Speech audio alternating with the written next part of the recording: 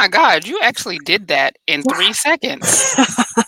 Like, I pushed the button. Shannon said she needed to change her sweatshirt, I'm and I freezing. was like, "Oh my God, I just pushed the button. We're gonna be, like, getting Shannon mid-sweatshirt change or whatever."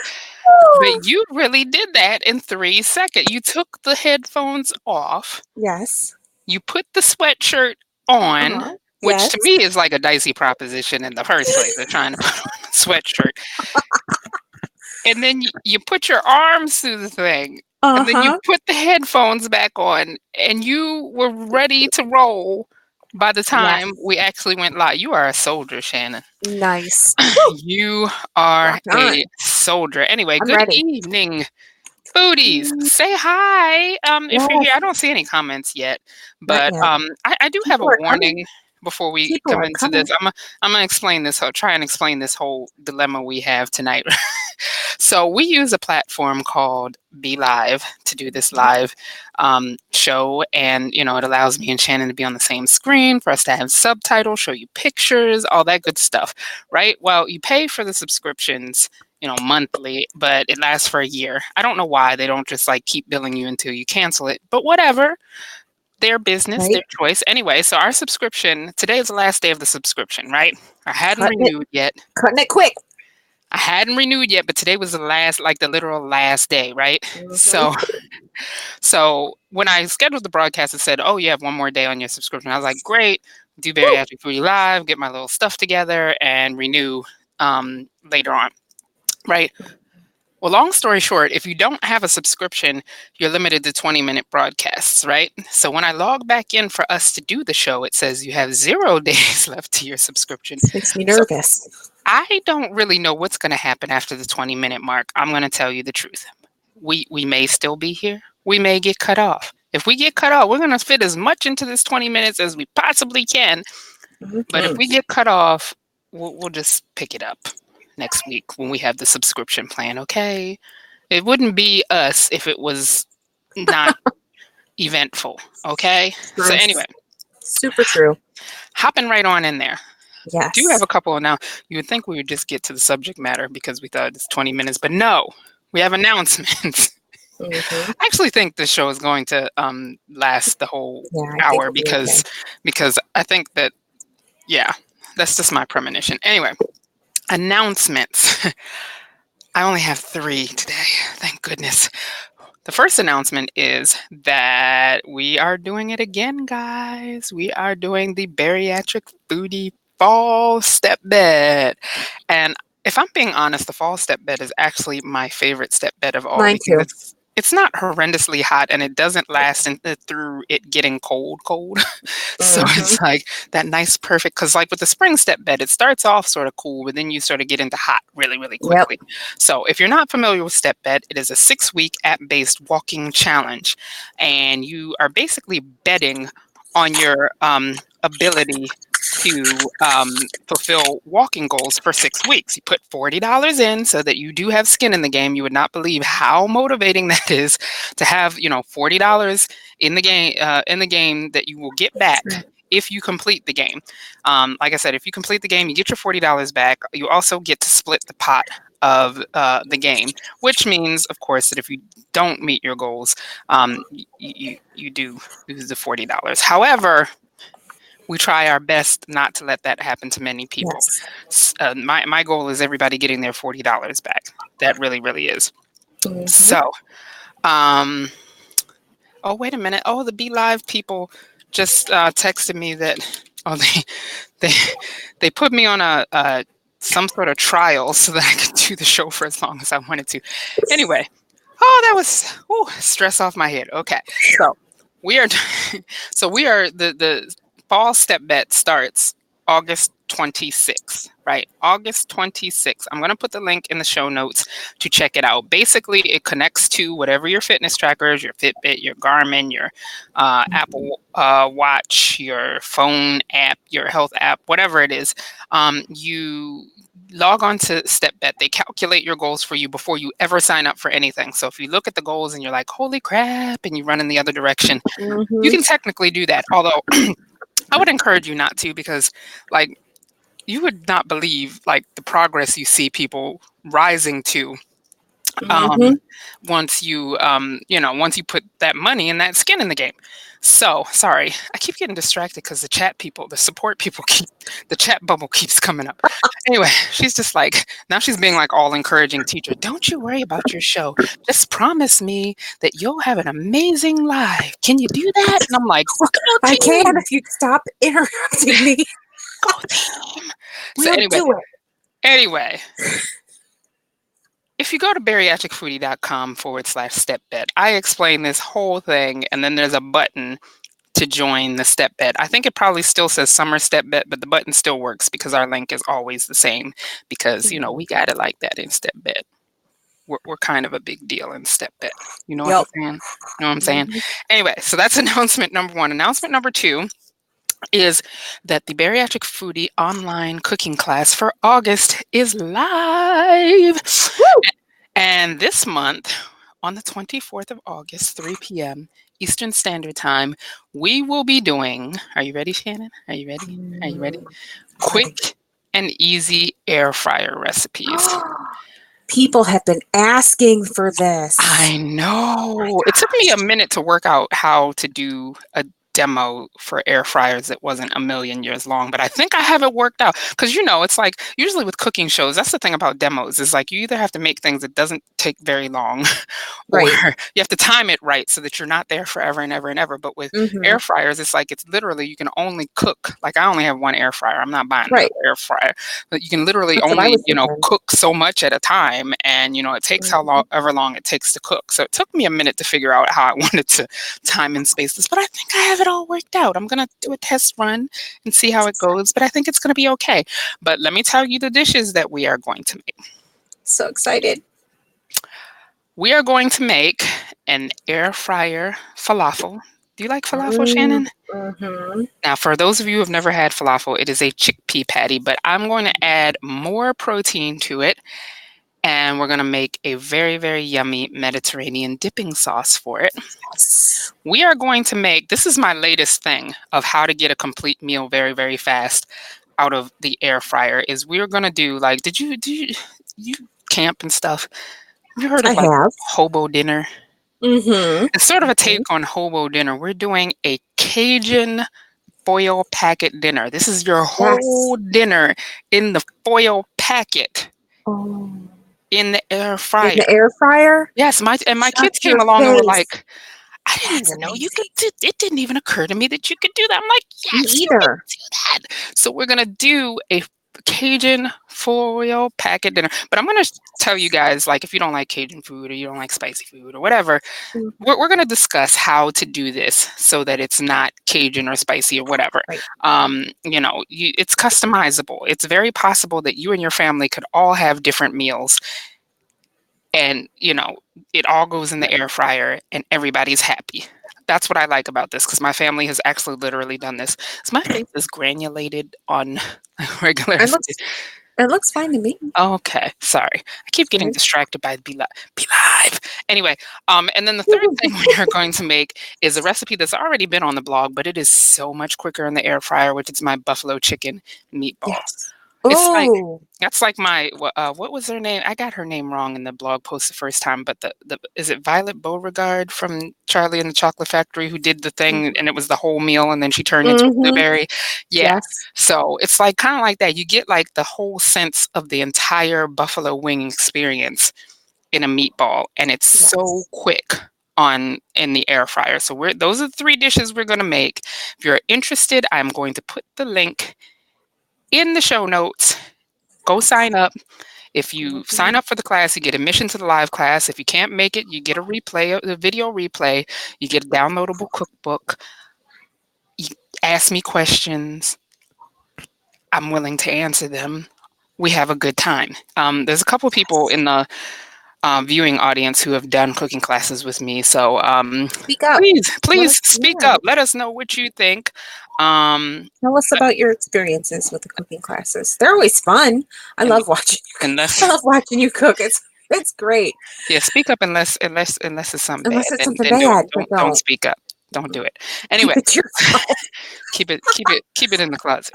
Anyway, And then the final announcement that we have is that I don't know how many of you follow me on Instagram, but if you do, in my Instagram stories, I chronicle my healthy lifestyle, thoughts, feelings, dreams, hopes, fears, all that stuff. Anyway, so back in May, I did a 31-day gym streak. And of course, life threw everything it could at me. Mm-hmm. I got sick. My kids had stuff come up. I had to pick up my daughter from college. And then the ultimate, well played, universe, well played. My boyfriend had got his kidney and pancreas donor and immediately went into double transplant surgery. And I Mm-hmm. still kept up this 31-day gym streak.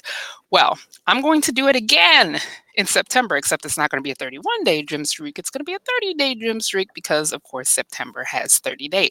So if you don't follow me already on Instagram, it is instagram.com/bariatric_foodie_nation. I will put the link in the show notes. Be sure to follow me there. You can get to Instagram stories because Instagram stories elude some people if they're not used to interacting with stories. Basically, if you go to my profile and you tap on the little circle heart profile picture, my stories will come up, and whatever stories I've made for that day. And stories are just little short videos, pictures, whatever you want to share that only stay up 24 hours. And throughout my gym streak, I, challenge folks to, think about their own processes. And I, hold myself accountable each day that I go to the gym. I tell you what I did, I tell you how it felt, the whole nine. So follow along. I would love to have you, and I would love to hold myself accountable to you. So 30-day gym streak. Woohoo! We're gonna do it. Anyway, so and then the last, but not, what is and then so far as we didn't really plan a product we're crushing on, but you guys saw us in the expo hall, and I think you saw these in the pictures of our Shannon and I both executed the exhibitor hall strategy, and we Mm-hmm. did very well this year. I think go team. Mm-hmm. Um, and this company, People are getting good though. I People have been know listening they were because encroaching on our I territory. know We gotta get it's. there I before mean, everybody else. right? Yes, it's true. But I think Shannon did a little bit better than me, though. Yeah, maybe. So, Well, yes, a little bit. yes, a little bit. So there was this company called Fit for Me. It is a vitamin company, and it's a new vitamin company. So we got to get to know them a little bit better. I did sample some of their vitamins, but they were giving away these handy dandy pill organizers. And this is really neat because not only is it one cohesive pill organizer, like you see, it has like sort of a Lego like construction to it, Mm-hmm. but then you can also separate them so that you plan out all of your vitamins, and then you just break off a day and take it with you. Yes, Now, this would that's not work for awesome. me. I need my whole thing to stay together because I will never ever if I take Bring it back. these off, I will never ever bring it back, and then Mhm. it will be gone. So I probably would carry the whole thing with me. But this was so handy, and I want to emphasize I took a couple of these. They gave me a couple of these, and one of these will be going in my annual OAC swag giveaway, which I'm going to tell you how to enter that at the end of this live broadcast. Stick Y'all thought, around. y'all thought Better I was going stick to tell you now, around. didn't you? You thought I was going to tell you. I'm not telling you now. No. Okay, so with that, let's get into this recap. Let me make sure nobody had any questions. Let's see. Nope, no questions. Everybody's good to go. Everybody's ready. Okay, so we're doing the OAC convention recap. Now, I'm going to start this off by saying both Shannon and I took very good notes, and we took notes in different ways. Shannon took notes on paper, and you might have seen her picture of her setup. Like, describe your setup a little bit, So, like how you do it. so I found the first year that I had a really hard time um, knowing who said what and when. And so the following year, I brought um, different colored pens. And so I would get my stuff all set up and I had my pens. And for every individual session that I attended, I did it in a different color. So then I could separate one batch of notes from the Yeah, like following. And it very helps me, visually, yeah, it's like, oop, we're in visually a different section. different. Exactly.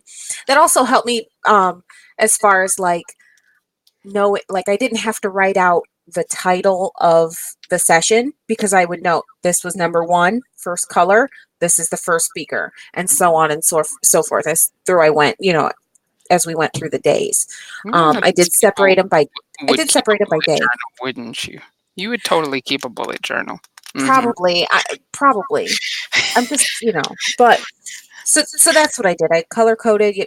I did post about that my setup is very crazy and elaborate, and I have all kinds of pens. I love colored pens. I use colored pens all the time. Use colored pens at work.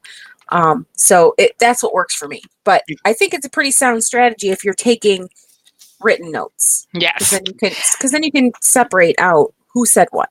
And I like written notes, but my typing hands move a lot faster than my writing Hmm. hands. And besides, I get like a hand cramp because I type so much. I get hand Hmm. cramps.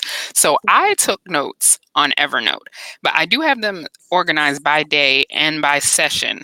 And here's the deal. Because I took notes on Evernote, I can actually share my notes with you guys. So I'm going to put the link to each day's notes because I have pictures of slides and I'm probably Hmm. not going to go through every bullet point I took for every single session in here. So I'm going to just put the link to my notes in the show notes after this show, and you can feel free to scroll through them at will. I will also let you guys know when eventually the OAC makes some of the content in the convention available on their YouTube channel. So I'll let you know Hmm. when that happens as well. But Slides will be available.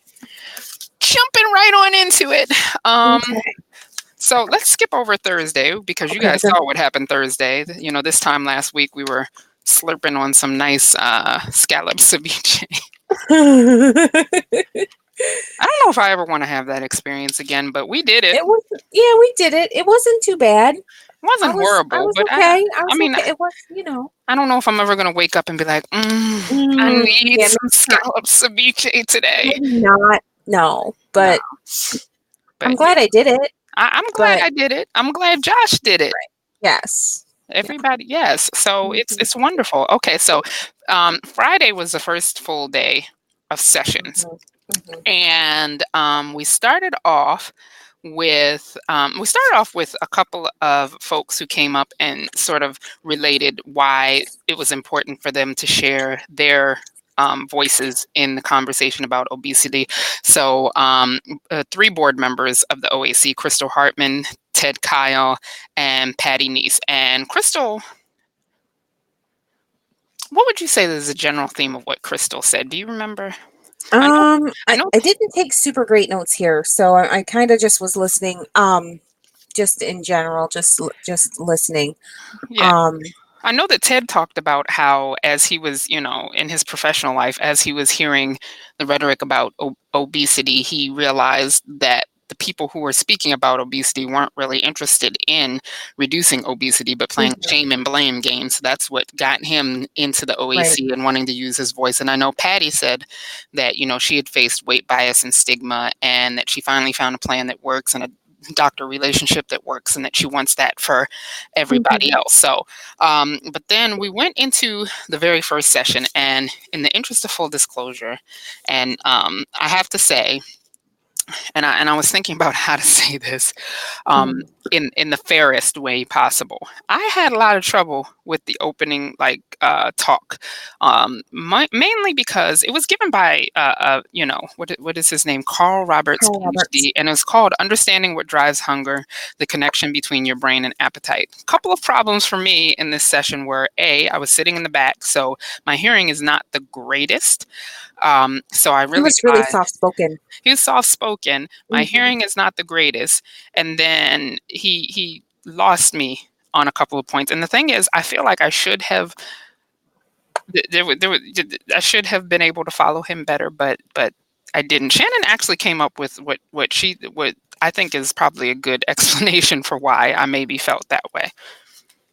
Tell them what you were saying before, like of why you Oh, think um, what did I say? you said Wait. something about. I gotta remember everything you say and what Yeah, I I say. know. Yes, Anyway, please. no, No. no, I think you said something to the effect of you think he was trying to explain it in a Oh, way yeah, that was yeah. simplified. So I said I think he was really nervous and he wasn't 100% sure of the audience, and so in an effort to try and make it super like tangible for a vast group of people, he really tried to simplify as much as he could, but he was having a hard time um, navigating what he Yeah. knew to what he could explain for a variety of people. Yeah. And I think nerves uncoupled with just a um, It seemed like, yeah, he was used to just speaking to academics. right that he would be and as an aside, my husband and I went to his breakout session later, and he was talking a lot more in depth about the information, and he was much more comfortable. And he talked. I think there were a lot more clinicians in that specific breakout session, and he was a lot more comfortable So, speaking. So I so think it was just nerves and trying to navigate a wide variety of people, which the OAC is because it's really um, diverse. Yeah. diverse. Yeah. So all that is to say, I'm going to rely on Shannon to tell you about this session because I tried, but I didn't get very many notes from Right. this session. So go And ahead. and in all fairness, I'm not a professional, so I'm just kind of going with what I heard. Yeah. So I'm not a professional. I don't and a lot of what he talked about gets into um, uh, the hormones that are going on in your body and the physiological things that are happening when you're hungry and when you're when you're satiated, and a lot of that stuff is a little over my head. So um, I was struggling a little bit with that too. But I think that one of the main things that he talked about, or one of the first things that he talked about, was the satiety cascade, which is like everything that happens to your body um, physiologically and behaviorally. So all of the things that you're thinking of while you're hungry, while you're eating, and then after you're eating. So all of the things that happen in your brain when that's while you're in the process of satiation, and as well as the physiological things that are happening in your body, the hormones that are being released, and the signals that your brain is telling the rest of your body during the process of eating. And so that cascade, it happens. Um, it's like when you're eating, when you're hungry, your body has a lot of hedonic response. So that's like the type of responses of like things smell really good, or the pictures of the food look really good, and that's your like your initial like behavioral response to food. Things sound really good. The thought of having that food, that starts the brain to release chemicals and hormones to start you into the process of wanting to eat and being hungry. And then as you're eating, uh, the body sends signals back, and it says, okay, now we've eaten, we've had our food, and now we need to release hormones to tell us that we've had enough food. And we also need to start releasing the hormones and releasing all of the things that go on in your body to start breaking down the food for your energy. So that whole thing happens, and there's a bunch of different steps that happen. Um, and it's a really powerful system. So especially that brain, those first few things in the brain that start with like the sensory response. So the smells and the initial taste of the food, that stuff is a really um, strong system. Now question. Didn't he Uh-huh. go into those, so some of how, like, and again, I'm sketchy, but Mhm. of how like the systems of people with obesity respond differently to Yes. those cues. So what did you pick up from that? So there was so it kind of gets into where if your body if your body if you're like a if your body has weak signaling, so weak hormones signaling, like your ghrelin levels are crazy, or your leptin levels, or your you have trouble with insulin. So those physiological things that happen when you eat, insulin gets released into the body, blah blah blah, that kind of stuff. When you have or an obese person or someone who has obesity may have poor receptors for the fullness hormones. They may have incomplete receptiveness to those types of satiation hormones, and the body, because the brain part of what's going on is really strong. So like you have a really high response to the smell of food or to the craving of certain types of food, and then your body can't equally like balance out the response to once you've gotten the food. That can make it really hard to stop eating, or to feel that the satiation, to feel like you've had enough to eat. So that's part of also what's going on in your body, is that physiologically things are happening, and they happen differently for all types of people, and just depending on how your hormones react, and how your body reacts to the hormones when they're in your system, on coupled with the brain's reaction, the behavioral reactions to smelling food and craving food and all of that stuff, it can cause a vulnerability to Mhm. those reactions, and So then dieting makes that worse. yeah. It can intensify your vulnerability. So you create you create a feeling of um, low calorie intake. So your body physiologically is looking for food, and looking because it's hungry. It's looking for nourishment, and your brain is on heightened response to the hedonic response, the smell of food, the thought of, oh, that's going to taste so good, or um like, oh, I could really go for a blank, fill in the blanks kind of food Mhm. here. So that's what creates, it makes it even harder to stick to a diet, because your brain is so high intensity, So and you're hyped up. yeah, and your body can't physiologically balance that out. So so That's what well, I kind of yeah. got from it. So let me just put that in perspective for you guys. So when you get hungry, everybody biochemically has kind of less willpower when they're hungry, because everything Mhm. smells good, everything looks good. It's like, "Rrr."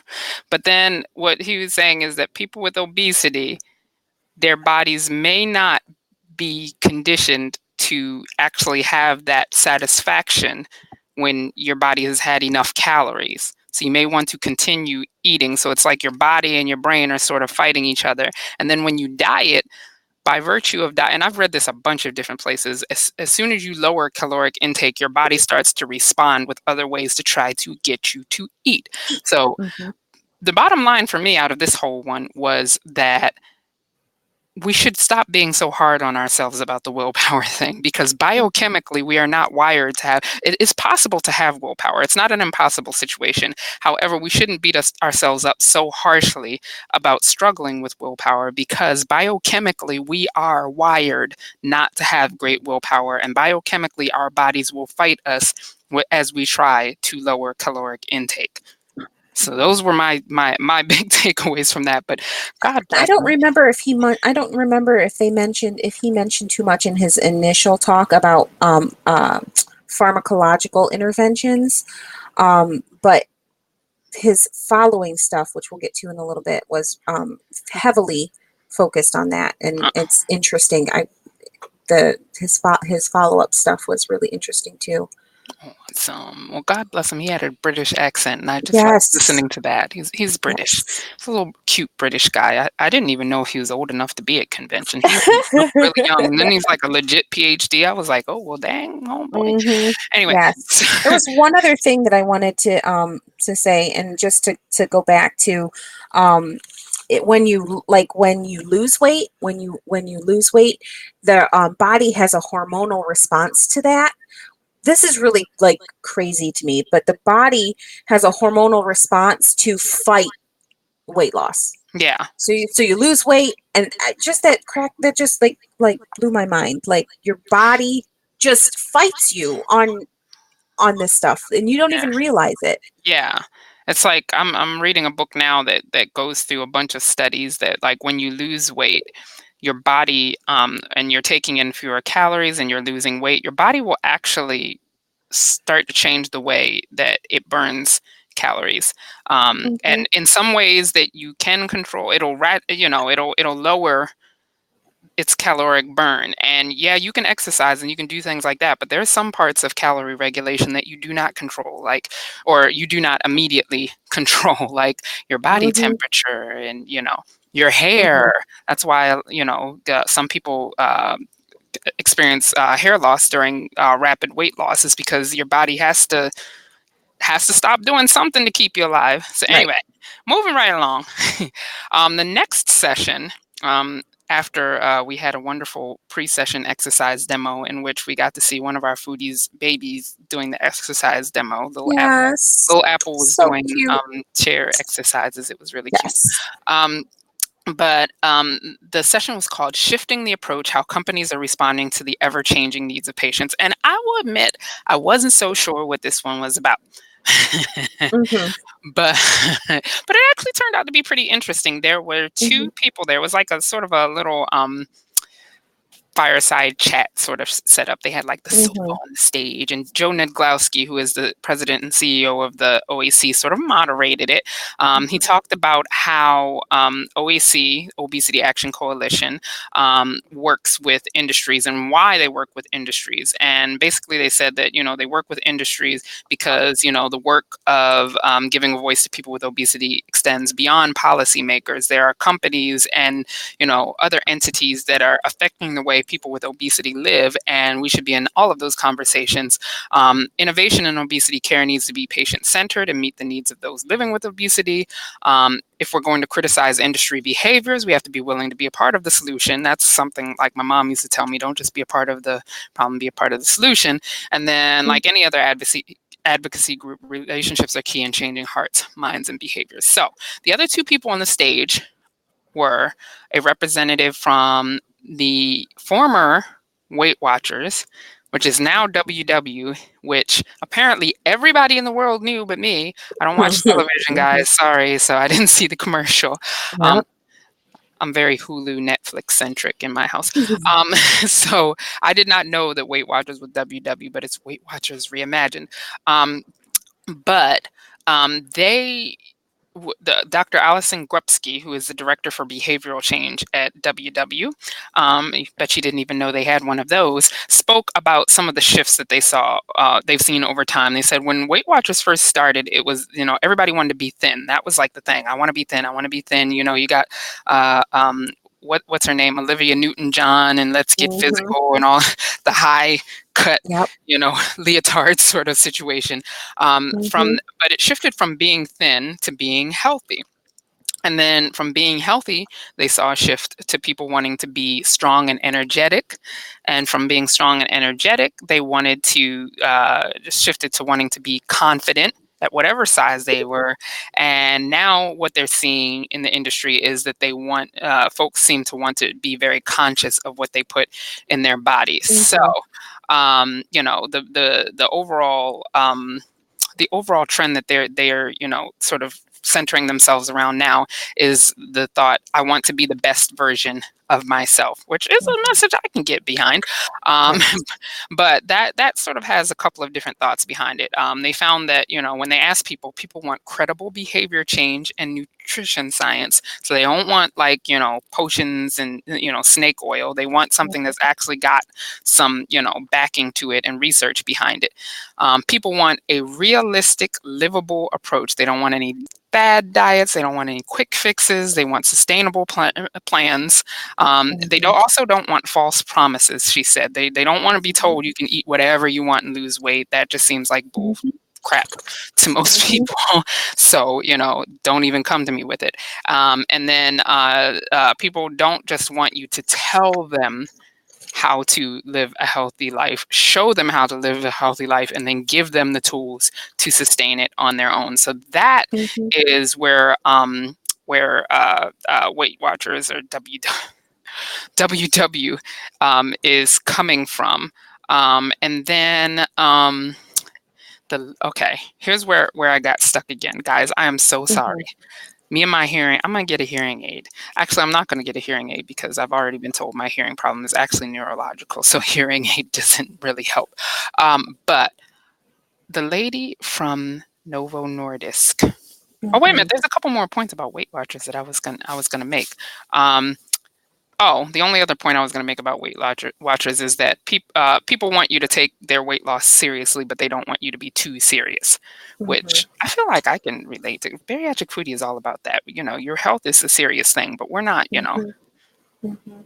Anyway, so the lady from Novo Nordisk had a strong accent. So I'm going to Yeah, I look had to a hard Shannon, time too. see what notes you have. I have one note. Yeah, I don't have that many notes either. I, the the biggest thing is Novo Nordisk is committed to making obesity care happen. So that's their position. They understand the need uh, for them to be a part of this community and to really listen to the people who are utilizing their products. And um, the other thing that I have here is they it says activate society and economy. So they want to make sure that that they're what was that? What was it? What was it? It was like Um, work on the nexus of making obesity care happen, activating the village, people who aren't affected but are impacted, but yeah, impact those who are, and make sure that people have choices on how to address right. obesity. Yes, and they wanted to be the obesity North Star. So the thing that people are um, looking toward Yeah, as a leader in obesity care. That was kind of what I got out of it, is that they're trying to do all of these things to make sure um, that they can be a focal point to the changes that need to happen for obesity care, um, which is awesome because Novo which is Nordisk, really cool. if you don't know, they make a lot of the products that are used Hmm. in weight loss surgery, like Hmm. um, not the lap band because I think that's Yeah, Allergan, but they make a lot. They they they they do do a a lot lot of of that. that stuff. So after we did lunch. Hmm. I forget what we did for lunch. I think we went to the hotel Yeah. thing, restaurant, and I had Hmm. a very prolific sausage. Anyway, the afternoon sessions is where I sort of came alive. And so, okay, Shannon, in the interest Hmm. of us not taking 8 million years, and we may even Hmm. have to sort of split this recap into two Yeah, I was just thinking parts, that too. and do the second day of OAC next week, Hmm. which I hate to do to you guys, but we I don't want to know. cheat you out of There's any information, right. but we're just going to go sort of high level of what we learned, from the breakout sessions, and we did go to different breakout sessions. So, Hmm. if you don't Hmm. mind, I'll go first. Perfect. The first breakout session, there were two breakout sessions in the afternoon. The first breakout session I did was called Mental Health After Weight Loss Surgery. And this was a really good one. It got into a lot of deep topics that I did not expect to get into. It got into topics like, let's see, body dysmorphia, Mhm. suicide after weight loss surgery, Mhm. disordered eating. It was just like so much. That's why I'm going to link you guys to my notes because I took so many notes. I have pictures of Mhm. slides. I have things, many, many things. But the first part of the talk was more about something that I talk about. Like I call it, be careful of the story that you tell yourself, but they call it positive self-talk, being kind to Mhm. yourself. That, that voice inside our heads has a big impact on how we feel, who we are, and how we live our lives. Our Mhm. self-talk creates our reality. So how you speak to yourself actually shapes how you see the world and how you interact with the world, which then shapes your reality. So if you do, if you have an extremely negative view of yourself, of your life, of everything, yes, life is going to be bad. Whereas in the same room, I could have a very positive, upbeat, different kind of attitude, and I'm going to see the world a different way. With practice, we can change how we think and the words that we use to speak to ourselves. I'm always saying that. Don't tell yourself that story. Don't tell yourself that Mhm. story. And I know it sounds, a little bit, hokey to say that, but it is honestly like it takes a while of telling yourself the positive story, telling yourself the uplifting story, but eventually if you hear something enough, you're going to start to latch on to it. So Right. the words that you say to yourself are very, very important. You should be careful of the words that you say, and if you catch yourself speaking negatively, say stop.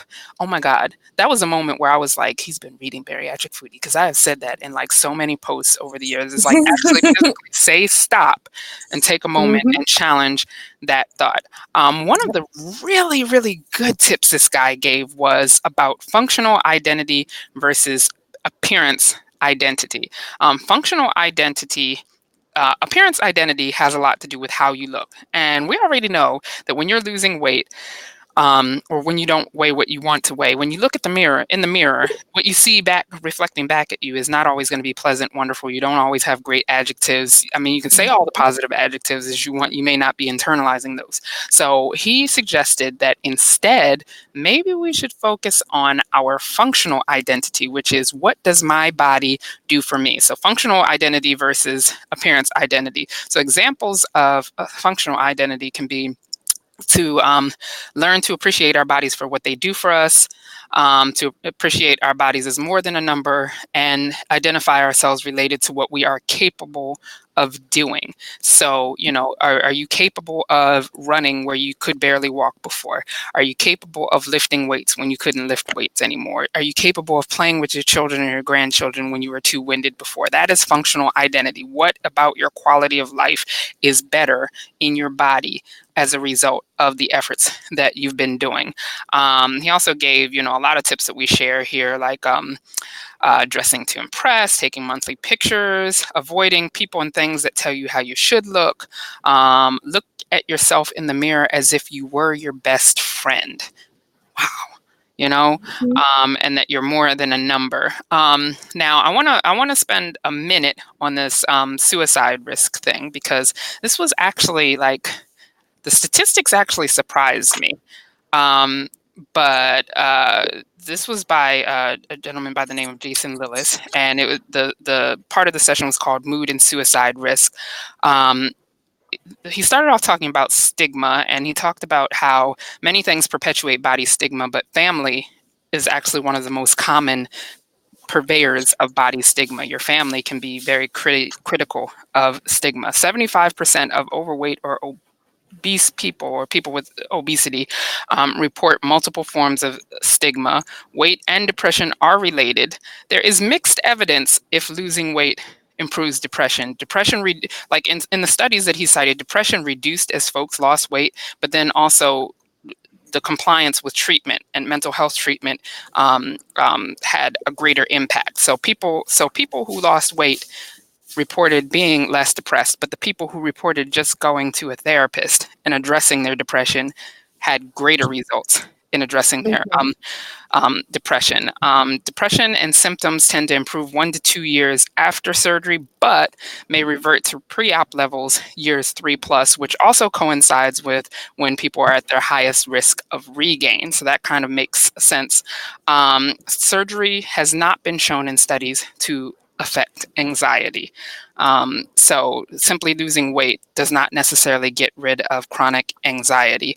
Um, and then he got into talking about suicide rate. And here's the thing is like, I know this is an uncomfortable subject to talk about, but it is important to talk about as you're thinking of your mental health and what kinds of resources that you need to reach out to. Um, the first point that he made was that actually higher BMIs are actually associated with a lowered suicide rate. So the bigger you are, the lower the suicide rate.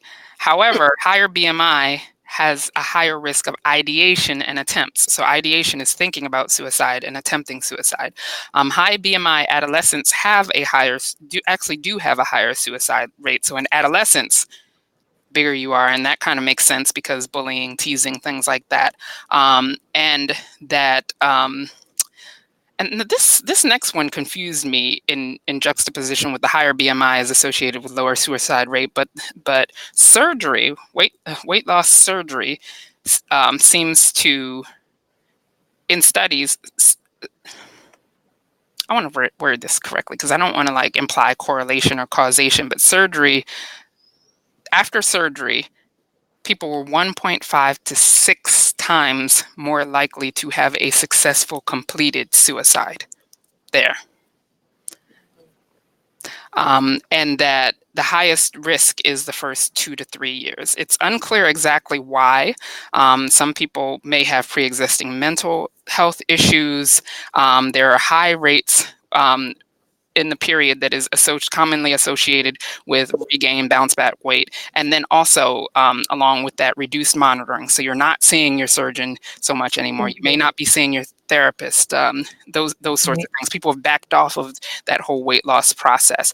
But that 1.5 to 6 times more likely to have completed suicide. That surprised me, but it sort of reaffirms that weight loss surgery in and of itself is not going to necessarily make you a happier person. That what's going on in your head, what's going on in your body may be, an offset of what's going on in your head, but what's going on in your head still needs to be addressed and focused on. So Right. that was really, really interesting. And then I'm going to try and go really quickly through this last part because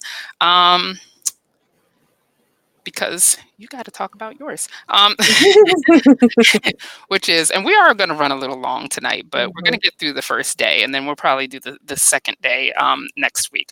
So, the last part was about understanding disordered eating. And one of the important first points that she made, and this was Alison Grubsky, the WW lady, was that disordered eating is characterized by significant distress and negative impact on one's life. That's an important thing to come back to. And I'm going to come back to that point in a minute. But underlying factors are distorted thinking patterns, restraint mindset, and negative affect and mood. So distorted cognitive patterns, thoughts, feelings, and behaviors having a rigid all or nothing approach, that there are good foods and bad foods. Mhm. It's that thought that if you can't get to the gym for a whole hour, it's not worth going. It's that thought of, oh, I ate a potato chip, so I might as well just eat everything else. That's the sort of mindset she's talking about. Um, Mary, hold on. Mary, this is the complete look at mental health and obesity before, during, and after treatment. This was Friday, the first the breakout first session. breakout session. So,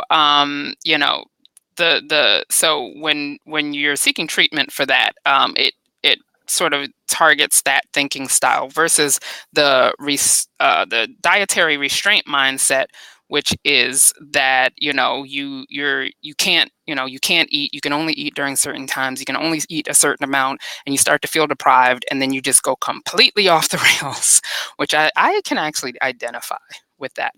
She also talked about binge eating disorder. Binge eating disorder is characterized, of course, by large amounts of food in a short amount of time, feeling out of control, and one of the points that she made that I'm so glad she made, and a friend of mine, Andrea, who runs a community called Imperfect Life, actually made this same point the other day, which is emotional eating is actually fairly normal, and most people do it. I'm gonna say that again, just in case you didn't hear me. Emotional eating is actually pretty normal, and most people do it. It has a self-soothing aspect, a remedy in the moment that makes you feel better for a couple of minutes. So if you do emotionally eat, practice self-compassion, ask yourself why you have the urge to eat, and try to think of other ways to soothe. There are a bunch of like things on like Pinterest and things like that of 50 things to do instead of eating, but really it takes you sitting down thinking about what it is you're trying to soothe and what else could make it better besides food. Um, Mindless eating is not the same as binge eating disorder. Mindless eating is eating with little awareness, and it might start due to hunger. Um, sorry, binge eating disorder might start due to hunger, but it continues way past satiety. At that point, food might not even taste good. You might not be enjoying it. You're just eating.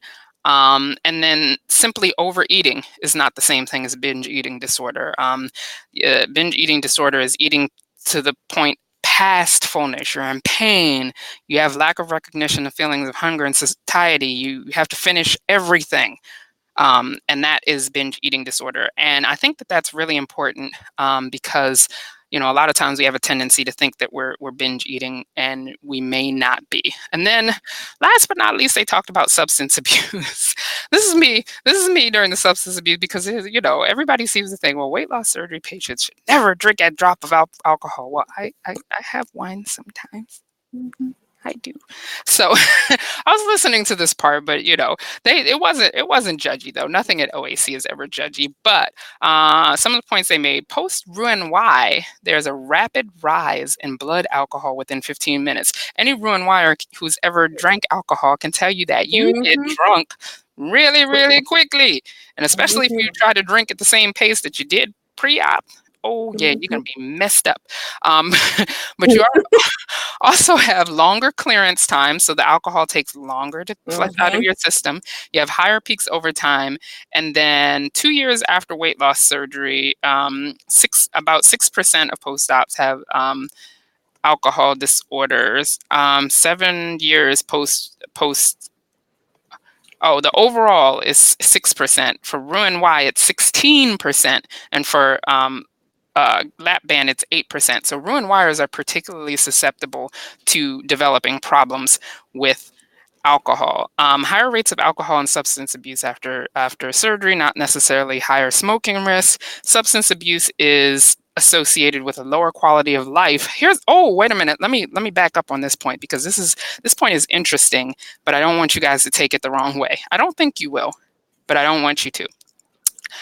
Substance abuse is associated with a lower quality of life, but with a higher percentage of excess weight lost.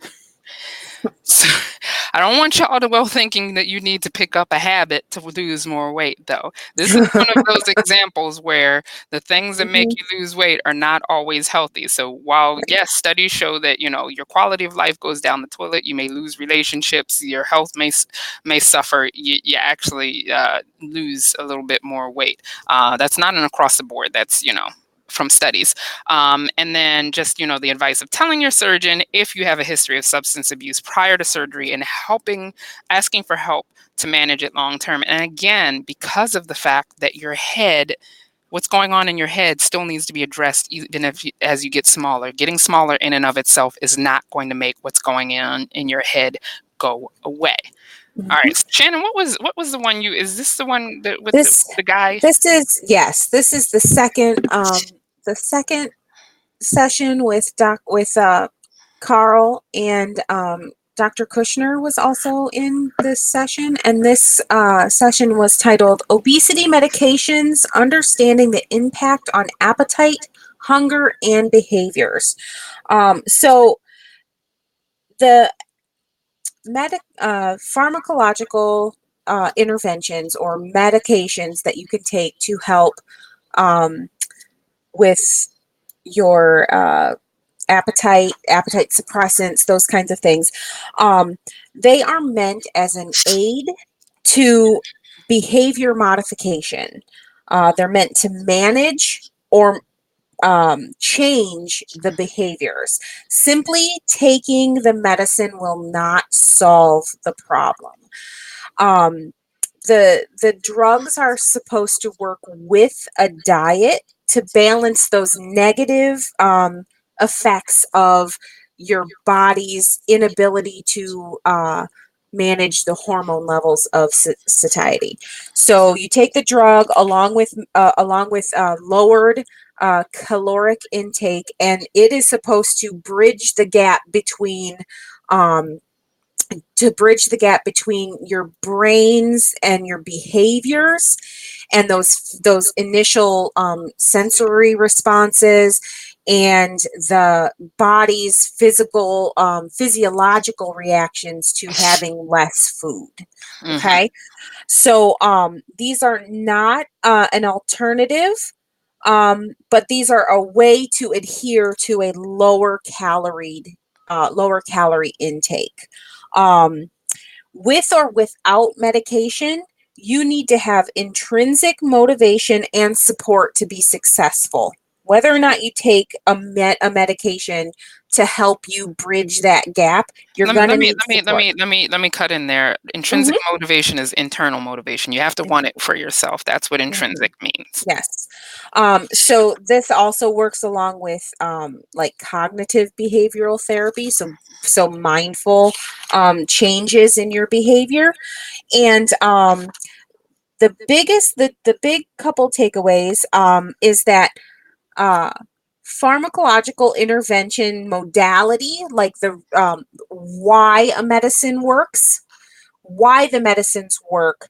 Um, it's relatively unclear why or how the medicine works. They know that it has effect on certain hormones and all of that stuff, but as to why that particular medicine might work for some and not for other, there's not really a lot of um, information about that. So the those kinds of interventions, pharmacological interventions, taking a pill for weight loss or for weight maintenance or whatever. Um, the it's not really clear why some work and some don't, and it may mean that along with changing behaviors and being mindful and going back and working on the stuff that's in your mind and and how you respond to this, like to hunger, um, what you may have to change medications, so you may not get perfect response. The really interesting thing, when we were looking at some of the data, is that the medications that are approved by the FDA have relatively low um, efficacy rates, and the amount of weight that you have to lose to be considered um, effective was relatively small. I think it was something like maybe 5% or something like that. So the amount of weight that you had to lose on a medication was relatively small, and the amount of people that had to show the relatively small amount of weight loss was about 50% or under Hmm. for the medication to be approved by the FDA. So That's interesting.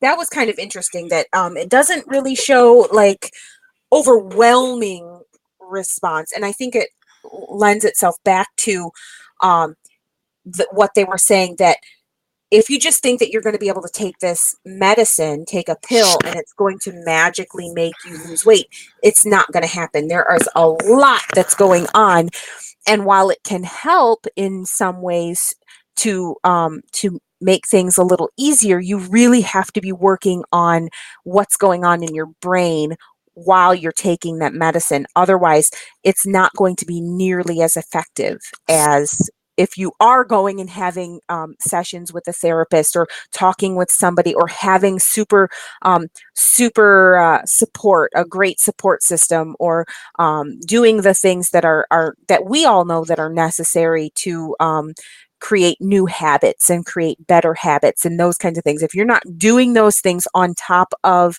taking a medicine and taking a pharmacological intervention, which I can never remember all the names of the different weight loss medications that they have out there, but they they're not going to be nearly as effective. There's one last thing that I want to mention here, and someone's got up and asked, um, if you're taking a medicine, if you're taking a one of these prescriptions for weight loss, how long do you expect to see, or how soon should you see a response? And they said you should see a response by 3 to 4 months of the treatment. If you're not, then the doctors should go, okay, so this one's not really working for you, and we need to look at something else, because that was another big thing, is that each individual person responds differently because your body's hormones and hormonal systems react differently. So one med that says it's going to work with satiation, you may have a super low response to those hormones. So it's, even if it's bringing it up, it might not bring it up enough. So you may have to tweak that kind of stuff on top of doing a lot of behavioral modification. Another thing that they mentioned in this, I think it was this one, is that, was it this one? Was this the one? I'm trying to think.